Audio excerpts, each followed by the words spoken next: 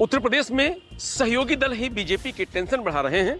OP Rajbhar के इस बयान से लगता है कि उनका बीजेपी से मोह भंग हो गया है। राणा सांगा को गद्दार कहने वाले सपा सांसद रामजीलाल सुमन एक बार फिर चर्चा में। यूपी डायरी में आज देखिए दो बड़ी खबरें। नमस्कार, मैं हूं रजनीश यादव, आप देख रहे हैं लोकमत हिंदी।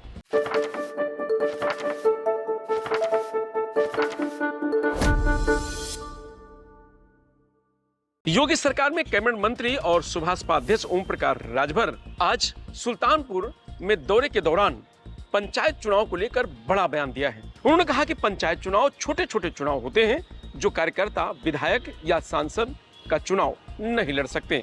वे इन चुनावों के जरिए अपनी राजनीतिक जमीन मजबूत कर सकते हैं।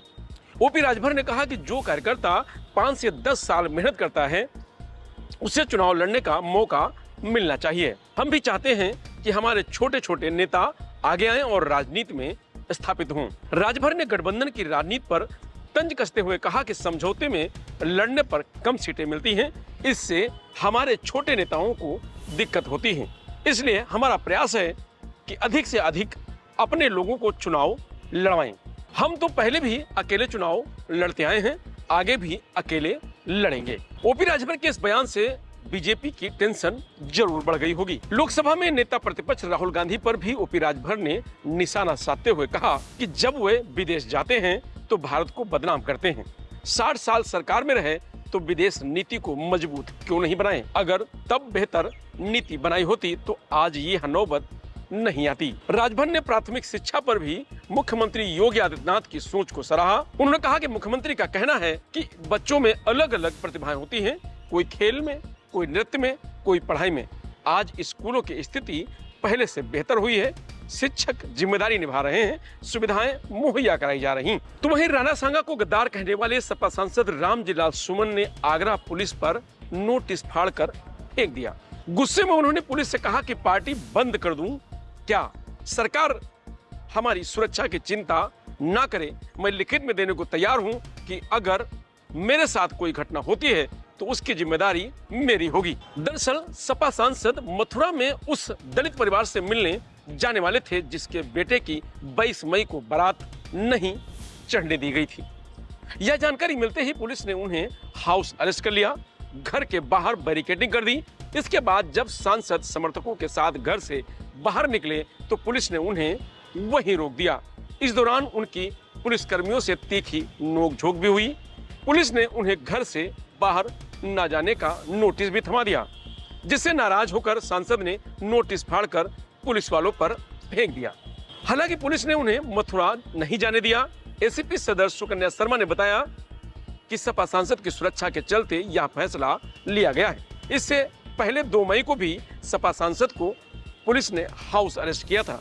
सपा सांसद ने कहा कि पुलिस मुझ पर हमला करने वालों पर कोई कार्रवाई नहीं कर रही है, उल्टा रोज रोज सुरक्षा का हवाला देकर मुझे कहीं जाने से रोका जा रहा है।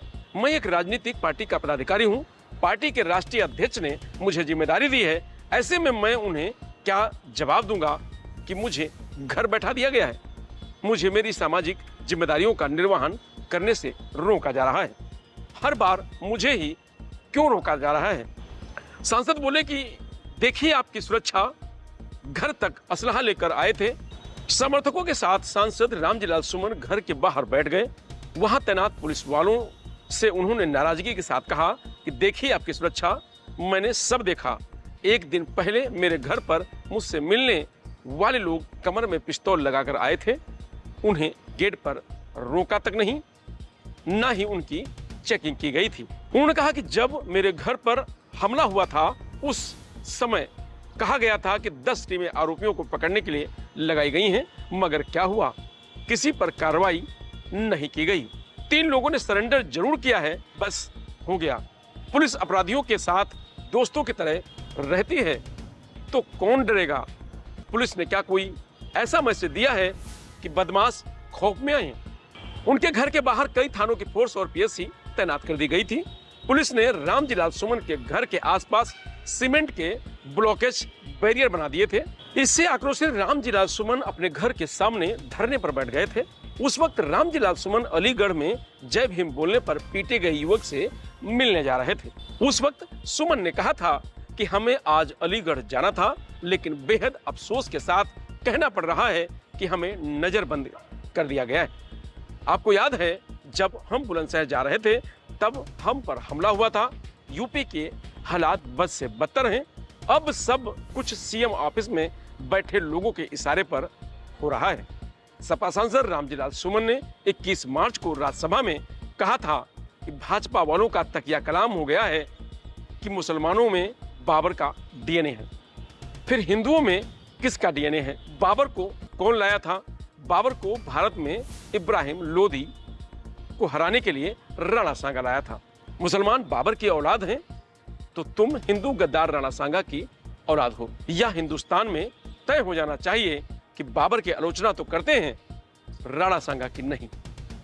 देश की आजादी की लड़ाई में इन्होंने अंग्रेजों की गुलामी की थी। हिंदुस्तान का मुसलमान बाबर को अपना आदर्श नहीं मानता है, वो मोहम्मद साहब और सूफी परंपरा को आदर्श मानता है। फिलहाल राणा सांगा विवाद की वजह से करनी सेना का प्रदर्शन और हमले के कारण पुलिस सपा सांसद रामजी लाल सुमन को घर से कहीं नहीं जाने दे रही है। फिलहाल यूपी डायरी में आज इतना ही। कल फिर मिलेंगे नई खबरों के साथ। तब तक आप बने रहिए लोकमत हिंदी के साथ। नमस्कार।